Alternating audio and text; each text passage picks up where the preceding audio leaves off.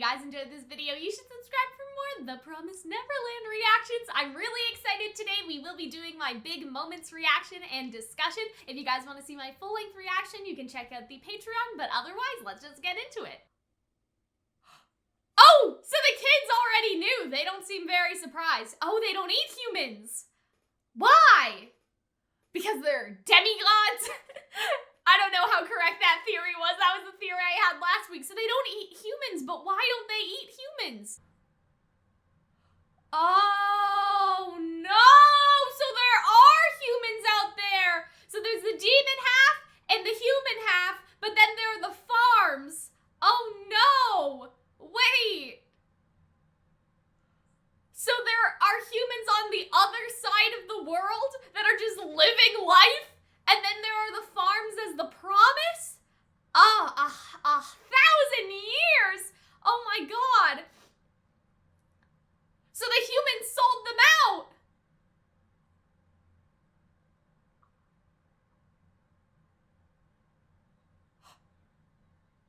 What? Why?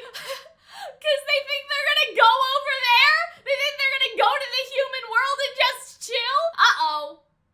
See, that's what I said! So they saw the coordinates! Isn't that bad? The demons are gonna find William Minerva! Wait a second. That's what I theorized last episode. I was like, isn't it bad that Ray scratched the coordinates on the tree?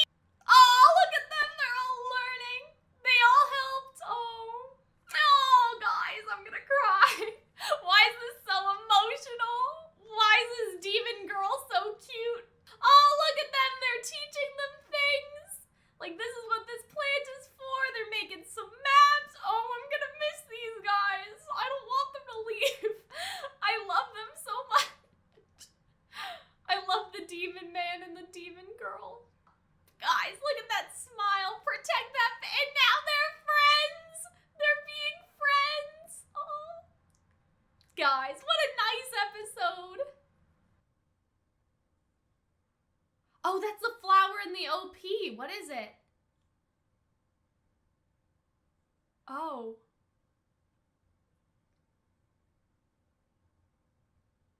That's interesting. What if those are the flowers that bloom like in the kids? Oh.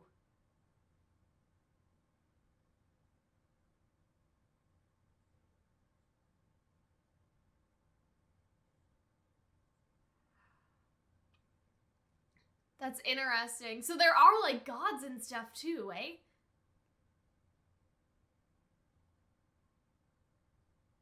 Aw, she's saying a little prayer for the bird. Aw.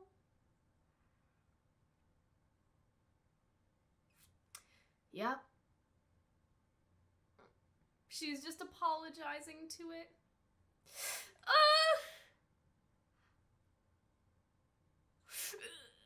I love the water droplets though. Emma! This is such dark development for her. Oh, she realized what it was. They do that to the kids. Oh yeah, see, it's all the flowers! Oh my god. I don't know how to mentally process all this. So those white flowers, oh my god. I can't. Emma's changed, man. That was her coming of age. All right, everybody, let us get into the discussion now. This episode starts with a bit of a fake out. Emma asks, you finished preparing the food? Don't tell me. I'm not surprised that Emma thought that, because at first I was like, oh my god, what if they cooked all the kids? But then on the other side, I was like, I don't think that they did that, though, because that would, like, change the entirety of the show. Like, that would be a little too much. So I didn't actually think it was gonna happen, but I understood the rationale behind somebody asking about it basically last episode, whether that would have been Ray or Emma. What I think is funny, though, is that the demons don't say anything. She just, like, sits there and smiles, and I have no idea why. I guess she just wanted them to find out the truth for themselves, instead of them being like, no, we didn't kill your friends, right? I feel like that maybe that was the idea, is that both of them wanted them to discover the truth on their own. So he says it would be dangerous if one of those kids touches it. And so I think that Rey realizes that it would be dangerous if he left the sword alone with the kids. So therefore that must mean that the kids are alive. That was the first hint to the fact that the kids were actually okay. And so he's just like, what's wrong with them? They're so pale. And I'm like, yeah, they're pale because they think that you guys ate all their friends. But I love how Emma just shouts in the face of a demon. Like, she has zero fear in this moment when she's asking if they're safe. And I feel like he's very surprised at that. Because I feel like that he's like, oh, shit. Like, she's just yelling at me. Like, she just gets right up in his face and has that look in her eye. Right? And she still stares at him, and then she just turns around and runs away. But they don't actually deny or confirm whether the friends are safe. So I thought that that was sort of an interesting thing. I like this. Demons, eh? I remember being called that before, so they don't consider themselves demons, it doesn't seem like. Like, it seems like they have another name for their society, or maybe just demons in a venomous way. Like, maybe it's been a while since somebody thought he's been a demon instead of him just being like a demon. I love them. I love them so much. You guys don't even understand yet, but I love them. And I found it very interesting how the kids just trusted them. I mean, it makes sense, right? There's no reason to distrust them, and they explain that in a couple of the other scenes. But that's what I was talking about last episode. I was like, oh, are the kids just gonna outright trust both of them? And it seems like that's surprising to Emma and Rey, the fact that the kids are just so comfortable with the fact that they are both demons. And they say, we don't eat humans. And they go into that a little bit later. It doesn't seem like my demigod theory is in any way, shape, or form correct, which I'm a little sad about, but we'll talk about that more when we get over there. I just, like, look at her. Like, how do you not love her? So what's funny is that in this episode, I'm gonna point out a couple times where I really like the kids' facial expressions, and I really like the art style. Like, they just do different things with the eyes and the mouths that I really like, but what's funny about her is that she doesn't actually have any eyes, and so it's amazing how expressive they've made her without her I mean, I'm guessing those are her eyes, but I mean without any human eyes, right? Like, it's just, oh my god, I just love her so much. They did such a good job of getting us to love these two very quickly, or at least I feel that. I don't know about you guys, but that is how I feel. Like, look at his face, his little smile, you know, everyone else got so chummy with them. It was fine when we ate their food for lunch. If they were gonna do something bad, it would have happened by now. So yeah, that was the rationale, right? And I think that makes a lot of sense. But I would have liked to seen that, like, because we hardly get any time where Emma and Rey aren't really around. It sort of skipped past their acceptance of the demons and went straight to Emma and Rey being re-included into the story, which I think is fine because obviously it was done for a level of suspense. You have this idea of, like, what happened to everyone, and that was the cliffhanger on last episode to some extent, and so I understand why they did it, but at the same time, I think it would have been, at least after finding out that the kids are okay, it would have been interesting to go back to Gilda and Dawn and how they dealt with the demons when they first saw them, and what they were thinking, just to see how they were functioning as a group without Emma and Rey. I think that would be kind of cool. I wonder if the manga did that, because I know that some stuff is being, like, really cut for time. I've heard, again, I haven't read the manga, this is like an anime only type discussion, but I've heard that they have cut a lot, so I'm wondering if that could be something interesting that the manga has, that maybe the anime decided to cut for time and to keep that sort of suspense of, oh, what happened to the kids. It would have been interesting to see Gilda and Dawn and how they came to these decisions and how their attitude was when they first encountered them and they all first came here. I think that would have been cool to see. It's more important to us that they saved you both. They rescued us. Let's believe in them. I really like this line because I don't think that the trust is unfounded. Like, I think that trusting them after all this makes a lot of sense. So it's not necessarily that they're gullible, but I like that Dawn is very optimistic. Like, they're still optimistic and full of hope despite their situation. So I really like that line. Like, let's believe them. Let's believe in them to some extent. And, like, they have a really nice friendship and mentorship by the end of this episode. So I feel like that was really nice. And so this surprises Emma, is that they start praying, and so this surprised me too, because I was like, oh my god, the demons are praying? Like, it's such a weird thing to sort of think about, but I think that we have to keep in mind is that they probably don't consider themselves as demons. They're just like a humanoid alien life form to some extent. And I guess we'll get to that. Obviously, not exactly the same. Like, this is fantasy, right? So it's not aliens. But you know what I mean. Like, they don't see themselves as demons in the traditional way we as audience members may see them as demons. And so I think that this was very interesting. For this blessed and pure meal, we celebrate our fortune. We appreciate heaven, earth, and our life.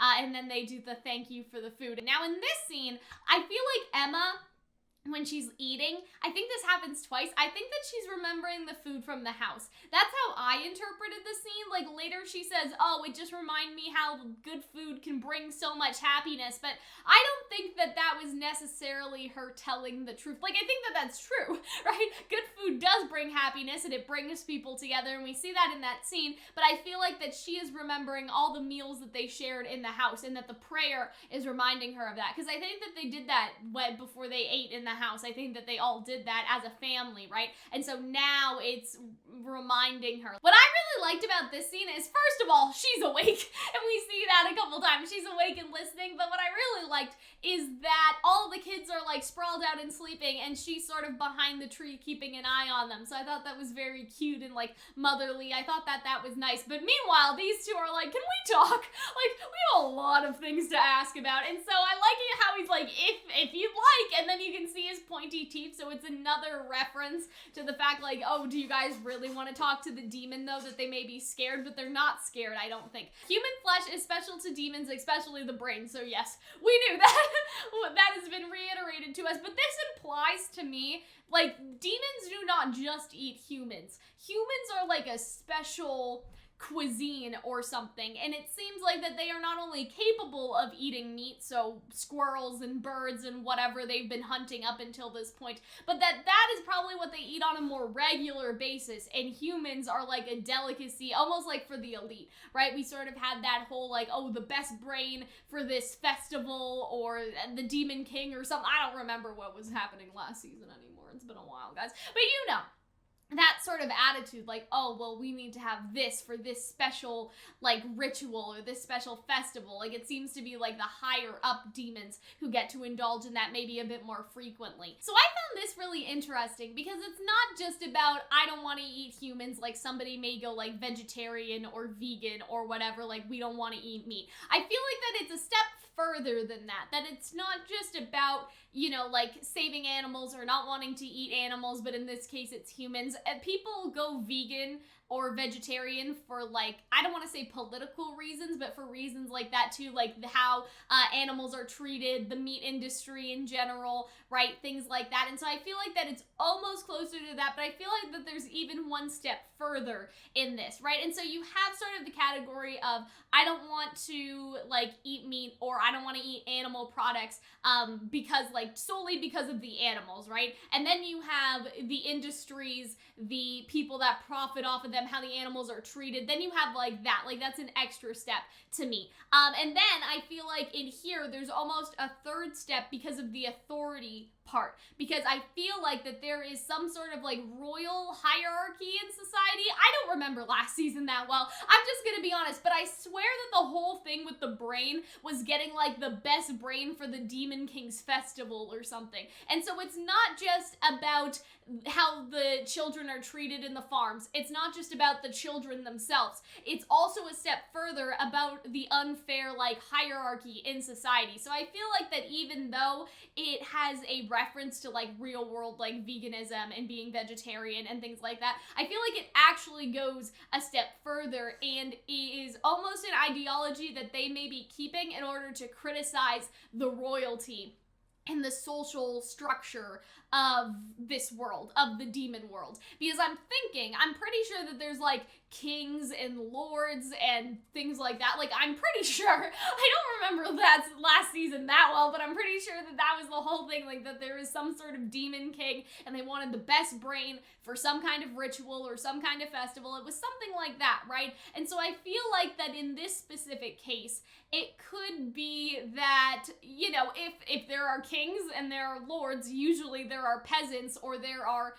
you know, the underprivileged in society as well that are being tossed aside so that greedy rich people can continue to thrive. Stuff like that, right? So I feel like that there may be something else. There's also the authority of it. Like, how's like the military of this kingdom and things like that. Like, I feel like that there may be an extra layer onto this, that it's not just about how the kids are treated in the farms, it's not just about the not eating humans themselves, like in a vacuum, it's also maybe the royal hierarchy, the system, the kingdom's military, if this is a kingdom, things like that are also at play here. I find that very interesting. Like, I find it interesting that it's not that they care particularly about humans, I guess. Like, I think that they do, especially after this. And they say that he saved them out of curiosity. So it's not specifically for the humans or to recognize that humans have, higher intelligence and that they have souls, let's say, or that they have a capacity to understand depth. Like, I said this last week, I'm like, humans are not the same as, like, chickens in terms of the understanding of death and the things that they can do in their life, and that there's a purpose for being alive. Like, a chicken cannot comprehend everything that a human can. Humans think about death. They think about how to spend their life, how they want to live their life, what their life purpose is. They have dreams and passions and right? That they are sentient creatures, I guess. And I don't think that they particularly care about that aspect, that humans are just as sentient as demons. I think rather he cares about the royal authority and how that plays into it, or the ideology of the farms themselves. Like, there's a couple other things at play, like political things. There's more of a political aspect of this than a moral aspect. I guess that's what I mean. And even though those intersect, right, that the authority, like, say that the royalty in this society, let's say, are, abusing the other, like, demons that are below them. Obviously, that's a moral thing, but there's also a political aspect to that as well. I hope that makes sense. I hope that you guys understand what I mean. So I found that was very interesting. It's been a while since I've talked to humans like this, and I'm wondering how old he is. Because he says that the world has been like this for 1,000 years. So is it possible that he is over 1,000 years old and talked to humans when humans and demons were still at war? Or does he simply mean that he has talked to humans that have escaped before, but it's just been a while, right? Because he does say that it's been 1,000 years, so I wonder about that, but I'm not really sure. After all, in this day and age, live humans are only seen within a farm, so I feel like that gives more credence to what I said previously, that it isn't that he has, like, met other escaped humans recently, but rather there was a time where obviously humans and demons were just around, right? They were killing each other, but they were also around, and so I feel like that maybe he was thinking about those people, the people that he encountered 1,000 years ago before this farm system maybe was put into place. What happened to the humans 30 years ago? So yeah, they just straight up lied to Ray and Emma about, like, the 30 years ago thing. Like, it's literally been thousands of years. I don't know where you got the number 30, but the world has been like this for a long time, right? And so they still have the calendar, but it's just older than they expected, I think. We are on Earth, and it is indeed 2046, according to one of the human calendars. And so then he goes on to tell this story about what happened. Before, the world was much more vast than now. In such a massive world, there were abundant humans for demons to hunt and eat. There were predators and prey. There were humans who surrendered to the demons out of fear. Other humans detested the demons and instead hunted and killed them back. Eventually, they started killing more demons, more than the humans who were eaten. Thus, the demons began to resent the humans as well. Endless killing, constant fear. When both sides got sick of the situation, the humans proposed a solution. So let's just unpack all that, okay? So it seems like that there was basically a war. What I think is interesting is that, first of all, the humans basically sold out other humans for their own skin. I think that that's a very interesting aspect of all this that we'll probably get to. And the other interesting thing is that some humans just surrendered. Like, some humans, first of all, some humans just gave up. And then the humans that gave up, I'm assuming, sold out other humans to the demons. And so the humans, like, most of them did not fight back, but a group of them did.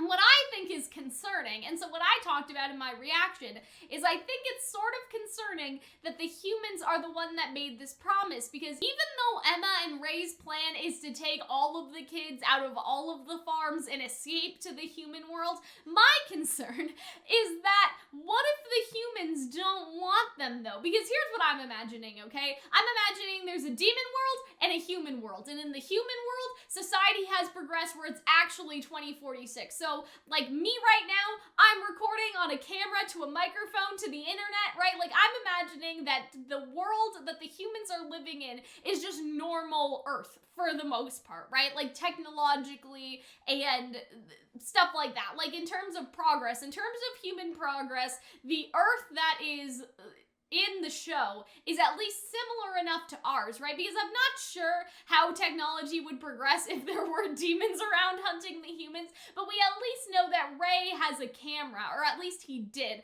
right? That I'm assuming that they got it from the human world, that is where all of those devices came from in the first place, and all this technology. And we see the technology that's in the houses to do the test. That's pretty advanced. Like, to some extent, that's a computer. Those are projections. Like, I feel like that they're at least in the 2000s in terms of where their technology is, or maybe a little less, like 1950 maybe, but not any lower than that. And so what I'm thinking is, all these humans go back to the human world and then there's war again, right? And so what I'm sort of concerned about is that if the kids all leave by upending the system, does that cause war? And I think that that's an interesting question, because on one hand, you want the system to be destroyed because it's a terrible fucking system, right? The humans should have never sacrificed the other humans so they could get eaten for all eternity. Yes, we want to break the system. We want to fight against the system. That's what our heroes are doing, is that they're actively fighting against an unjust system. On the other hand, as a viewer, I can't help but be like, well, wait a minute, right? If this promise breaks, will there not be war? Because this is the only thing keeping these societies from killing each other, and I'm a little concerned about that, not gonna lie. So I don't really see where the outcome is for like a happy ending, because if Ray and Emma and everyone, like, say that they don't save all the kids, all right? Say that they only save this group of kids. Even if this group of kids gets into the human world, I think that they would find that the humans in the human world resent the fact that kids are escaping from the farms, because it is the only thing keeping the balance of peace. And if they saved all the kids and all the kids arrived in the human world, well, that would be a bigger problem, right? Because the demons would be like, well, you broke our promise, so war, I guess. And so that's where I'm just like, I'm listening to the story and I'm a little concerned, because if this was the only thing keeping everything in place, the fact that Emma and Ray, they want to totally upend this without a second plan in place for when the demons aren't that happy with this happening, that concerns me a little. Let's come to an agreement. Humans won't hunt demons and demons won't hunt humans. Let's segregate our worlds. Everything began with this promise, right? The promise split the world in two, dividing them. This area is the demon side of the world. In addition, okay, so there's the demon side and the human side. This is my understanding. Your ancestors were left behind as gifts to the demon world at the time of this promise, right? And so the humans were basically like, hey, most of us will leave, but we'll supply you with a steady source of human food as a promise to leave the rest of us alone. Like, that's just so wrong in so many ways I can't even explain. To keep that promise, humans have since been managed and bred. The breeding system is the farm, with Gracefields being the top among them. The top class of the many and various farms that exist. So various is interesting to me, because there's many and then there's various farms. And so I wonder if there are different farms with different purposes out there somewhere. And I'm sort of curious about that. And I'm curious as to what the other farms could be, right? Because many, I mean, this could just be a nitpick in terms of the translation, but many means that there are a lot of the same. Various means there are a lot and all of them are slightly different. So I wonder if there's another type of farm that exports something else. But anyway, it's been 1,000 years since that arrangement. The world hasn't changed much since. And so at first, like, they're freaked out, but then they start celebrating. And at this point, I was like, what the hell? But they're happy because there's at least a world out there that is a human world, but I don't think they yet understand the gravity of, like, sis, the humans didn't want y'all. They don't want y'all to come back. And maybe I'm getting a bit too ahead of myself, right? I don't know how many seasons Promised Neverland is supposed to be, but that feels like endgame realization or like mid-game realization as opposed to something that they're gonna realize this particular season. But I'm just sitting here and I'm like, sis, the humans do not want you. They want to continue this system because it's creating peace and it's saving their own ass. So I'm a little concerned about the kids. Then we see, like, she's just been awake this whole time. Like, it pans to her so many times that she's just listening in on this. And so I think that they are both surprised by the optimism, but they also know that. I feel like that they know that, and they just haven't told them yet. I feel like that's what she's thinking about. She's just like, oh, they're happy about this, but, like, the humans... like, they don't want that, and he almost tries to interrupt, right? There's a separate world for humans. A world without demons exists. Yes! Oh, actually, that is hard to say, but you can't cross over to the human world. Why not? It's part of the agreement. In the 1,000 years, no one's come and gone between the two worlds. And Emma's just like, well, how do you know that? And he's just like, oh, I don't know, I heard that. Something that I heard, right? And so I feel like that is... something that he was trying to interject, and he was like, well, wait a second, you can't go over there. Like, nobody goes over there, and they do not want that, because neither side wants to break the agreement, right? And so I feel like that this is going to come into play more later, but he just sort of gave up. So she says, thank you so much, Sonju, I feel much better. And then they just both sort of are like, well, he actually says, like, well, if you feel better, you're welcome, I guess. Like, he has that sort of attitude. But see how she gets up now when they both sort of share this, like, beat together? I feel like that this is them being like, these kids are, kind of in for it, you know what I'm saying? Like, they don't understand that this is not great. And then we have this scene. So, I said this. Did I not say this last week when I was like, Ray, isn't it a bad idea that you put the coordinate on the tree, right? And I understand that it doesn't say what letter, and you do need the letter, I'm pretty sure, right? Because there's, A106, B106, C106, right? And so I don't think that they could find it off of this alone. But the fact that the demons are seeing this, I was like, Ray, you idiot, like, is this not a bad idea? And I understand though, right? Because Ray thought that he would chase the pursuers away, die, I guess, and that the kids would see this and continue going where they were supposed to go. He probably didn't expect for the pursuers to see this, but now that they have him, like, y'all just put Willie and Minerva in fucking danger. Right, so that's where we are with that. Don't worry, they won't find this path. I connected tunnels left by dead trees to make these paths. It's a maze down here. And so here's the thing though, if they travel and they don't stay in one place, like, why did they put in all these efforts? Why did they put in all this effort to make these paths? Like, why did they bother if they travel from place to place and don't stay in one place too long? Like, I don't know, maybe it was easy to make a maze down here, but I'm a little suspicious of that. I feel like that they've been here a while if that's the case. The demons from the farm don't know their way around this forest. Do you guys live in the forest? No, we don't live here. We just travel from place to place. So that's what I'm saying. I'm saying if they travel from place to place, why put in this amount of effort? Or maybe it's because they had to for themselves. If they travel from place to place, maybe since they're the heretics of society, any pursuers would also go after them as well for, challenging the system, in challenging the beliefs and stuff. I feel like that could be an angle here that we haven't really considered. Now, here's the other thing that I'm thinking about is, like, are we really going to abandon these characters so quickly? I feel like that there's something more to the demon guy and girl than just this. I feel like that even though they're, when we say goodbye to you, like, I don't feel like we're saying goodbye that quickly. Like, that would kind of, I don't know. And it's kind of weird because, like, for the Funimation promotional material, right, like, she's on the thing for the promotional material. And so I'm just thinking to myself, and I'm like, well, if she were leaving, like, would they really just put her on the promotional material? Even if she was leaving by episode 4, like, say not next episode, but then the episode after they say goodbye. Like, would they really do that? I don't know. I think that there's something more about these two. I just haven't figured it out yet. I know that's so random to bring up. Like, I try to watch the show in a vacuum. I try not to pay attention to stuff like that because the marketing material can really point to where certain things go. Like, I didn't watch the trailer for this season. I didn't watch any of that. I don't really watch any of that for this particular reason, so I don't make theories based off of that. But I don't know. I feel like there's something more going on because of that photo. But at the same time, like, they're also in the OP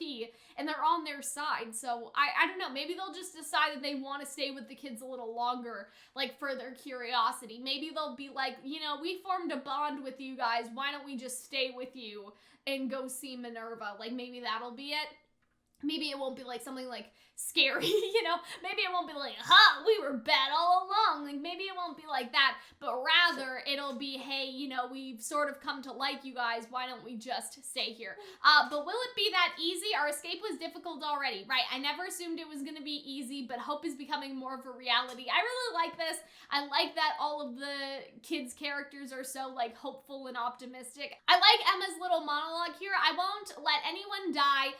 We'll live together again. We see a path now and I'll do anything to follow it. Cause yeah, like, the path is clear. It's just about getting there, I guess. And so the journey is gonna be really interesting for us as the audience. We're escaping again. Escape to Electro Boogaloo. And then they all go, yeah. So I thought that was really fun. And so this is them pointing out on the map where they should go. You'll run into 2 territories of wild demons after exiting the forest. So that's what I'm interested in. Like, what does wild demons mean exactly? Like, what is a wild demon compared to them two? Because I'm not really sure how to explain this, but him and her, they are demons, but they are, like, demon humans, if that makes sense. So they have the same, like, capacity and consciousness as a human person. They have the same personhood. They aren't humans, but they are people. You guys understand what that means? So are the wild demons just people that choose to live outside the kingdom or the cities or, you know, the demon metropolis? I'm not sure entirely quite yet.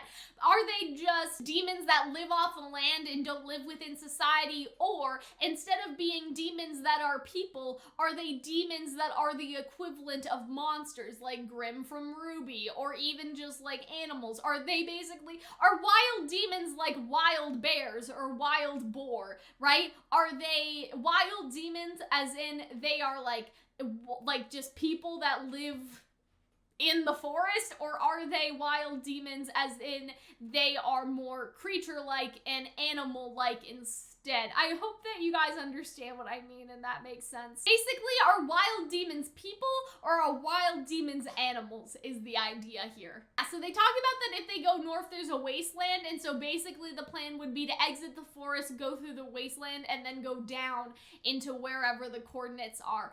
So I thought that was interesting. During that time, you should learn some things. And so I really like this montage that comes through here, because, like, look at them. They're, like, chopping wood, and he looks so happy. Then look at her. They're lighting the fire, and she's just so proud of them. Like, I thought that this was a really nice montage, and it was very cute, and I love her very much, and I'm gonna be very sad when they leave, if they leave. I don't think they're gonna leave. I really like this scene. I like how there's still some humor in this episode, despite, like, the seriousness of their situation. There's a lot of character building. I think that, again, this is why it would have been impactful to see what Gilda and Dawn were feeling when Emma and Ray were gone, and when they were like, do we trust these demons? Do we not trust these demons? Like, I would have liked to see their first interaction with the demons for this reason, because it seems like Gilda and Dawn's characterization has changed a little bit, and the relationship with Emma and Norman has changed. Like, we've talked about that they're taking more of a leadership role, and I think that that remains true with this episode as well, right? Like, she's, like, basically, you know, Gilda is the mom friend in this case. It wasn't in the plan to cut off your ear. It's fine to be brave, but there's no point if you die. And so they look over and she's just like, oh. Like, I really like this because it seems like that they are more and more fascinated or surprised by human behavior, and I feel like that that's why they'll stick around, right? But yeah, I really like this scene. But then on the boy side, with Dawn and Ray, it's the same thing. So yeah, that's why I would have liked to see that. Just to see their interactions with the demons at first, because I feel like Gilda and Dawn would have been taking up more of a leadership role without Emma and Ray there. But the absence of Emma and Ray has also pushed forward everyone's characterization, because now Emma and Ray also feel like they can depend on everyone as well. They don't just need to continue to put themselves into danger for them, but everyone else is also capable in different ways. I heard you set yourself up as bait and you tried to defeat that lizard demon on your own too. You're crazy to play tag with the pursuers. I really like this line because it again showcases that these are still very much kids, and that the kids have again that idea of, oh, playing tag, right? Because that's how they were taught to escape and to run away from monsters. And so I really like that line. And so they're like, you're crazy. Ray always tries to run off and die if you don't keep an eye on him, right? So I really like that. And so they all turn to him and they're just like, yeah, would he have died? And he's just like, he definitely would have died. I feel like that was a nice comedy bit too, because then you see Ray's face and Ray's just like, why are you selling me out? I thought that was really, really nice. But I really like this scene because just like you and Ray worry about us, we were really worried about you two.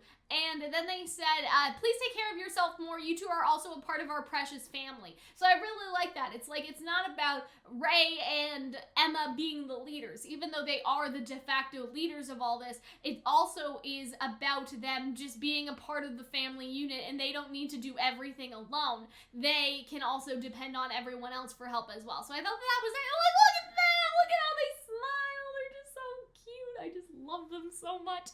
That protect, look at her, they're just so happy, right? And so Ray cooked, and I really like this. I like how all the kids are, they've contributed in some way to further hit home the fact that it's not just Emma and Ray anymore. It's not just them, Emma, Ray, and Norman organizing everything. All of the kids are pitching in to help as well. Right, and so I really like this. You all did so well for your first time, and I'm just like, it's just so nice, right? I really like this scene, but Emma, again, something seems to be bothering her. I think it is the idea of the house still. I think that this is true, right? Just thinking about how good food brings so much happiness is probably right. And you see, both of them are talking, and it's just oh, it's really cute. But I think at the same time, she is thinking about the house. She's thinking about all the meals that she had at the house. And I thought that this montage was really nice. Look at him, he's smiling too, and he's like, those are potatoes? I don't know what those are supposed to be. I'm like, these are plants, and she's teaching the plants, and they're making maps, and they're all tuckered out. I just thought that this montage was so cute. They learn how to shoot, they learn how to hunt, and look at her helping him up, and then Emma helps her up, and I'm just like, oh, they're all becoming friends, and it's so nice. And so I really like that. I like how Emma's shooting has gotten really good. I feel like that's really interesting. It reminds me of Hunger Games, which I know is so not cool at all, but that's what I was thinking of, when she's going at it with the bow. I feel like that's gonna be really interesting for her, and I feel like that we will get to the point where I don't think the kids are gonna be killing any demons this season, but I feel like we could get into them killing demons, right? Because I feel like that to some extent their smarts can only last them so long. There will be a day where they have to actively fight against the demons. I think that is going to be a thing. I don't know how soon. I think that they should focus more on the strategy of it. I think that that's what makes the show interesting. But would I be lying if I said I'd be opposed to seeing Emma and Ray fuck up a demon? No, I wouldn't be opposed. I have mentioned on this channel a couple times for different things, for Ruby and other anime, that there is a lot of coming of age in here that is very similar to fairy tales, right? If you think of Little Red Riding Hood or Jack and the Beanstalk and fairy tales where there's a coming of age, the whole thing about Little Red Riding Hood is, first of all, it's much darker than you may expect. I don't want to get into it all here, because I have talked about it before. You guys are probably sick of me talking about it if you're a regular on the channel, but Little Red Riding Hood was a metaphor for a couple not so nice things, and basically for a lot of the stories, the wolves were basically men. Basically bad men going after young women, and the whole point of Little Red Riding Hood is obviously not to trust strangers, strangers, but there's also the idea of like trusting these men with silver tongues when they're no different than a wolf. Like that's the idea, is to, you know, keep your chastity intact, right, back then. That was a long time ago.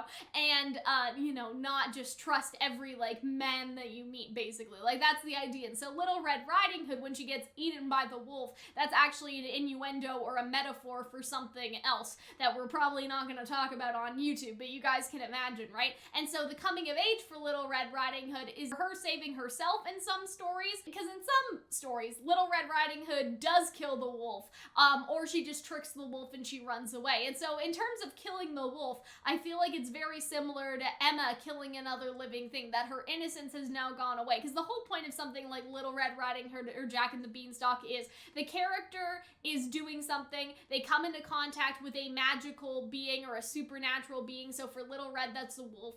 For Jack and the Beanstalk, that's the giant. They go up, they do the thing, and when they come back to their family, like Little Red goes to her mom, or Jack and the Beanstalk goes back to his mom, they're changed. Like, they're permanently changed. They go from being a child into a young woman or a young man. If you think of Jack and the Beanstalk, he comes back down the beanstalk with all this money and all of this stuff to provide. Like, that was the idea of being a man back then to some extent, right? And so when you think about it, in this case, I feel like that it reminded me of fairy tales, basically. When I saw this scene, that is the very first thing I thought of, was how innocence is taken away in fairy tales. And how that this is basically, Emma has stopped being a child, and this is her becoming a young person or a young adult, in a sense. A teenager. So basically the idea is that Emma has stopped being a child and she is now transitioning into a young adult because of this encounter that she has had with the hunting situation. That is basically what I'm trying to say. That's what I was thinking of when I was watching this. It's very reminiscent of other fairy tales or other coming of age stories where the child character does something, whatever that something is, and then that takes away their childhood and they now become young adults or teenagers, right?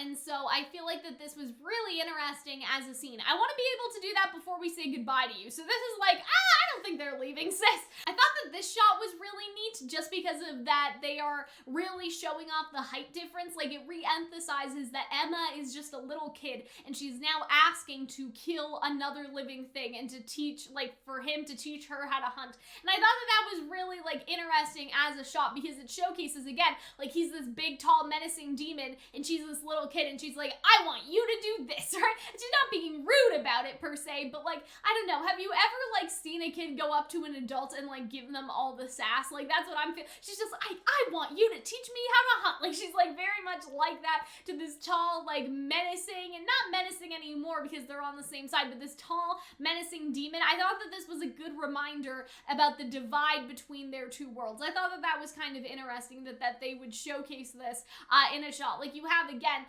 this tall demon man with this big sword, and then you just have Emma with her bow. Like, it makes for a very compelling scene, especially for what we do see. So what happens is that she's ready to shoot, but then the bird and her make eye contact, and she realizes that it's, like, living. And I mean, she knew that before, but it hits her. I guess I should say that it is a living thing. And then I like what he says, if you don't fight, you can't protect anyone, your family or yourself. And so this is a necessary action for them to continue surviving. And I feel like that this is, again, what is taking part of Emma's innocence away, and we'll talk about that.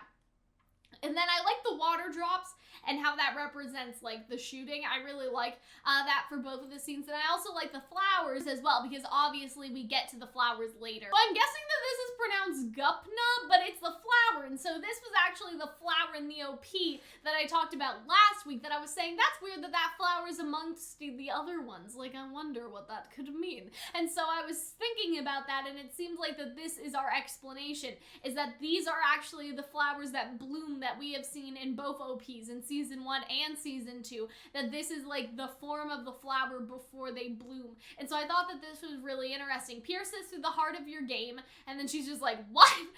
You dedicate your food to the gods. If the gods accept it, the flower will bloom. Now here's what I'm wondering, like, are there actually gods, or is this just somebody understanding science to be gods, right? Because this is obviously a fantasy world, so I do wonder, like, I wonder if the gods is like a real thing, or again, he believes in religion, right? So I'm just sort of curious because a lot of what we cannot explain in the past has been justified or like rationalized through gods, right? Like if there's a tornado, like you must have made the god of tornadoes angry today. I know that's not the best example, but stuff like that, right? Or like people say like, oh, it's thunderstorming, Zeus is out here. Obviously people don't say that very much anymore, but back then that was the idea. So I wonder, are there actual gods accepting this, or is it just the chemical reaction of the flower sucking up the blood and then that he just like thinks that? I know that that's a weird thing, but like, is this an anime with actual gods or not is my question. Then you can eat the meat. This is how we traditionally slaughter meat. It also works to drain the blood, preserving the meat longer. Because, like, it isn't until she clasps her hands that the flower blooms. And I'm like, is that a metaphor or was that, like, actual magic, right? You pierce this while it's still alive, and he says, otherwise it won't drain the blood. It's okay. It's unconscious, so it won't feel any pain. And so I really like this scene because he looks at her, and even though he has no facial expression, explain this to me. He has no facial expression, but you can see him raising his eyebrow. Like, you would have to see it in motion, but if you guys watch the episode, you know, obviously. But he seems surprised when she starts to do this. We don't want to be eaten, we want to live, but we've been eating others too. And if we can't keep eating, we can't survive. And so she's basically like saying a little prayer or an apology to the bird. And I thought that that was really interesting. Emma's sort of experiencing firsthand the circle of life, right? And so I thought that that was a really interesting scene. Again, the water drop I really liked, but this is her realizing that the flower is the same flower that she saw with the kids in the home. And so I thought that that was really compelling, that she realized that the flower was the same flower all along. She names off the past people and then she names Norman. And I think that, again, it's very interesting because we haven't seen Emma fully accept the fact that Norman's gone yet. In last episode, it was like, oh, Norman will laugh at us if he sees us like this. And so I feel like that it's two things. Like, I feel like that on one hand, there's a part of Emma that genuinely thinks he's not alive. And on the other hand, there's the part of her who wants to hope. And those two parts are constantly in conflict with each other. It's a way to show gratitude to the gods. It won't work without respect, right? And so that's what I'm saying. It's like, well, it'll work with or without respect because it's a chemical reaction by a flower, right? So I'm wondering, is this the magic of the world, or you guys understand what I'm saying? Don't worry, I'm sure that your siblings did not suffer, and so you see how this is tearing Emma apart a lot for her to clasp her hands and give respect to the same system that in a sense like killed her siblings. I thought it was interesting to see the flower bloom. I really like the shot with the light coming out behind Emma, but this is where everything changes. Again, like, this is the point in the fairy tale where the main character does that thing, whatever that thing is, killing the wolf, killing the giant. A lot of it is killing when you think about it, like killing the wolf, killing the giant, and now Emma's going back down the beanstalk. She's going back to her family and she's changed forever. Like, this is her going from child into being a young girl, like a young adult, right? And so I feel like that that's really interesting for this scene because they pick up on it right away. They know that she's acting strange, and like you see this look in her eye, and it's this sort of dead look that I remember Norman giving a couple, like, it's a very Norman facial expression. I don't know why. And so she says that nothing's wrong, but obviously that's not true. We know that something's wrong. And I feel like that this is going to be really interesting for her character because I feel like in a lot of ways this is coming of age. Even in the first season, like them finding out the truth about the world, that is coming of age as well. To find out the truth about society and to be thrown out of your childhood innocence. Like, they already lost their innocence last season, but it's just continuing. And I feel like that this is where it's really going to switch. It's really like changing because even though they found out all of this about the world, they really, I don't know, they didn't go through such a profound change themselves, right? Like, they found out the truth about the world, but they were fighting against the world. They didn't necessarily need to fight within themselves. And I feel like that fighting within themselves is what creates that sort of like, right? Like that big change that Emma is experiencing in this episode. It's no longer the truths about the world anymore. It's the truths about her and like what is she capable of doing, that she is capable of killing and that she will need to kill going forward. Like, that is what's flipping it for her, in my opinion. So yeah, guys, I think that's basically it. I don't really have any theories for next episode. Like, I feel like that Subaru's knowing the coordinates is probably really bad. I feel like the demons are gonna stay with them. I feel like they're not gonna leave, even though they keep saying before we say goodbye, like, no, you guys aren't leaving. You guys aren't leaving, sorry to tell you. But yeah, I don't really have anything else to say. I hope that you guys enjoyed the reaction and the discussion, and I will see you guys in the next one. Bye!